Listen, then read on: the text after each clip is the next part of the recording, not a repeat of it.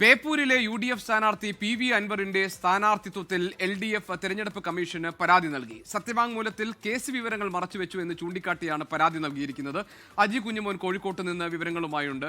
അജി, ഇടതുമുന്നണി സ്ഥാനാർത്ഥി മുഹമ്മദ് റിയാസ് മത്സരിക്കുന്ന മണ്ഡലമാണ് ബേപ്പൂർ. അവിടെയാണ് UDFന്റെ സ്ഥാനാർത്ഥി PV അൻവർ മത്സരിക്കുന്നത്.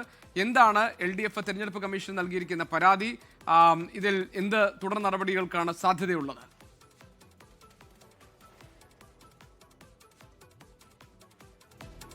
ഇപ്പോൾ നമ്മൾ കാണുന്നത് ബേപ്പൂരിലെ തെരഞ്ഞെടുപ്പ് രംഗത്തുള്ള ദൃശ്യങ്ങളാണ്. PV അൻവറിന്റെ പ്രചാരണ പരിപാടികളുടെ ദൃശ്യങ്ങളാണ് കാണുന്നത്. ഇപ്പോൾ PV അൻവറിനെതിരെ ഒരു പരാതി LDF തെരഞ്ഞെടുപ്പ് കമ്മീഷന് നൽകിയിട്ടുണ്ട്. അതിൽ സത്യവാങ്മൂലത്തിൽ ഈ കേസ് വിവരങ്ങൾ PV അൻവർ മറച്ചുവെച്ചു എന്നാണ് ചൂണ്ടിക്കാട്ടിയിരിക്കുന്നത്. അങ്ങനെ നാമനിർദ്ദേശ പത്രിക സ്വീകരിക്കരുത് എന്ന് ആവശ്യപ്പെട്ടുകൊണ്ട് തെരഞ്ഞെടുപ്പ് കമ്മീഷന് പരാതി നൽകിയിരിക്കുകയാണ് LDF. അതിന്റെ ദൃശ്യങ്ങൾ അല്ലെങ്കിൽ അതിന്റെ മറ്റ് വിശദാംശങ്ങൾ നമുക്ക് നോക്കാം. ഞങ്ങളുടെ പ്രതിനിധി അജി കുഞ്ഞുമോനാണ് കോഴിക്കോട്ട് നിന്ന് ഈ വിവരങ്ങൾ നൽകാനുള്ളത്. അല്പസമയത്തിനകം അജി നമ്മളോടൊപ്പം ചേരും. ബേപ്പൂരിൽ കനത്ത മത്സരം നടക്കുന്ന ഇടമാണ്. ഇടതുമുന്നണി സ്ഥാനാർത്ഥി മുഹമ്മദ് റിയാസ് മത്സരിക്കുന്ന മണ്ഡലമാണ് ബേപ്പൂർ. അവിടെ PV അൻവറിന്റെ സ്ഥാനാർത്ഥിത്വം നൽകിയിരിക്കുന്നത്. ആ പരാതിയിൽ തെരഞ്ഞെടുപ്പ് കമ്മീഷൻ നൽകിയ പരാതിയിൽ പറയുന്നത് ഈ കേസ് വിവരങ്ങൾ സത്യവാങ്മൂലത്തിൽ മറച്ചുവെച്ചു എന്നുള്ളതാണ്. അജി കുഞ്ഞുമോനുണ്ട് നമ്മളോടൊപ്പം. അജി, പറയൂ. GK അൻവറിന്റെ സ്ഥാനാർത്ഥിത്വവുമായി ബന്ധപ്പെട്ട LDF ആണ് തെരഞ്ഞെടുപ്പ് കമ്മീഷന് പരാതി നൽകിയിരിക്കുന്നത്. ഈ പരാതിയിൽ പ്രധാനമായും പറയുന്നത് ഈ സത്യവാങ്മൂലത്തിൽ കേസ് വിവരങ്ങൾ മറച്ചുവെച്ചു എന്നാണ് പ്രധാനമായും പറയുന്നത്. 11 കേസുകൾ സത്യവാങ്മൂലത്തിൽ രേഖപ്പെടുത്തിയിട്ടുണ്ട്. മലപ്പുറം പോലീസ് രജിസ്റ്റർ ചെയ്ത ഫോൺ ചോർത്തൽ കേസ് സത്യവാങ്മൂലത്തിൽ ഉൾപ്പെടുത്തിയിട്ടില്ല എന്നാണ് പ്രധാനമായും LDFന്റെ പരാതിയിൽ ഉള്ളത്. ഈ പത്രിക തള്ളണമെന്ന ആവശ്യം LDFന്റെ ആവശ്യം വരണാധികാരി തള്ളുകയും ചെയ്തു. മാത്രമല്ല അൻവറിന്റെ പത്രിക സ്വീകരിക്കുകയും ചെയ്തു. ഇതിനെതിരെയായിരുന്നു വരണാധികാരിക്ക് LDF പരാതി നൽകിയത്. പ്രധാനമായും ഈ സത്യവാങ്മൂലത്തിൽ കേസ് വിവരങ്ങൾ മറച്ചുവെച്ചു എന്നുള്ളതാണ് ഏറ്റവും പ്രധാനമായും അൻവറിനെതിരെ LDF ഉന്നയിക്കുന്നത്.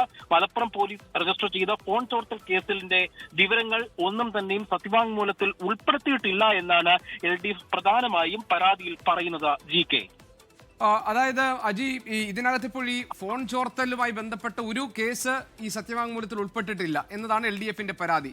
ഈ പരാതി നേരത്തെ ചൂണ്ടിക്കാണിച്ചിട്ടും അത് കാര്യമാക്കേണ്ടതില്ല എന്നൊരു നിലപാട് റിട്ടേണിംഗ് ഓഫീസർ എടുത്തോ? അതിന്റെ ഭാഗമായിട്ടാണോ പത്രിക സ്വീകരിച്ചത്? ആ ഘട്ടത്തിലാണോ തെരഞ്ഞെടുപ്പ് കമ്മീഷൻ ഇപ്പോൾ പരാതി നൽകിയിരിക്കുന്നത്?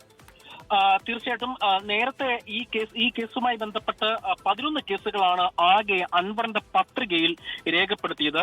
ഈ 11 കേസുകളിൽ മലപ്പുറം പോലീസ് രജിസ്റ്റർ ചെയ്ത ഫോൺ ചോർത്തൽ ഇല്ല എന്നുള്ളതാണ് ഈ പ്രധാനമായും LDF ഉന്നയിക്കുന്ന ആരോപണം. അതുകൊണ്ട് ആ കേസുമായി സംബന്ധിച്ചുള്ള വിവരങ്ങൾ ഒന്നും തന്നെയും അൻവർ പത്രികയിൽ സമർപ്പിച്ചില്ല. അതുകൊണ്ട് തന്നെ അത് പിൻവലിക്കണം എന്നാണ് പ്രധാനമായും ഈ പരാതിയിൽ ഇവർ പറയുന്നുണ്ട്. അത് LDFന്റെ പരാതിയിൽ പറയുന്നുണ്ട്. യഥാർത്ഥത്തിൽ അജി, ഈ മലപ്പുറം പോലീസിന്റെ ഈ ഫോൺ ചോർത്തലുമായി ബന്ധപ്പെട്ട ഒരു കേസ് യഥാർത്ഥത്തിൽ നിലനിൽക്കുന്നുണ്ടോ?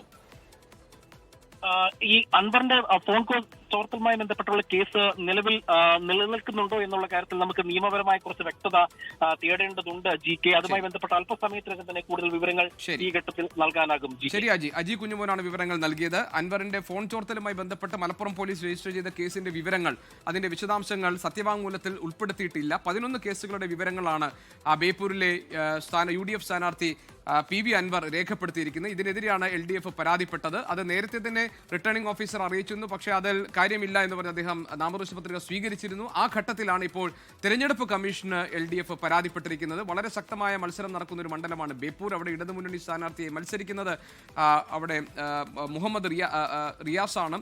അപ്പോൾ ആ ഘട്ടത്തിൽ അതുകൂടി പരിഗണിച്ചുകൊണ്ട് ആണ് ഈ വലിയ ആരോപണം ഉന്നയിക്കപ്പെട്ടിരിക്കുന്നത്. ഏതായാലും ഇതിൽ തെരഞ്ഞെടുപ്പ് കമ്മീഷനാണ് തീരുമാനമെടുക്കേണ്ടത്. അജി കുഞ്ഞുമോനാണ് വിവരങ്ങൾ നൽകിയത്. യഥാർത്ഥത്തിൽ ഈ മലപ്പുറം പോലീസ് അങ്ങനെ ഒരു കേസ് രജിസ്റ്റർ ചെയ്തിട്ടുണ്ടോ എന്ന കാര്യം കൂടി പരിശോധിക്കപ്പെടേണ്ടതാണ്. അജി കുഞ്ഞുമോൻ ആ വിവരങ്ങൾ നമുക്ക് നൽകും വൈകാതെ.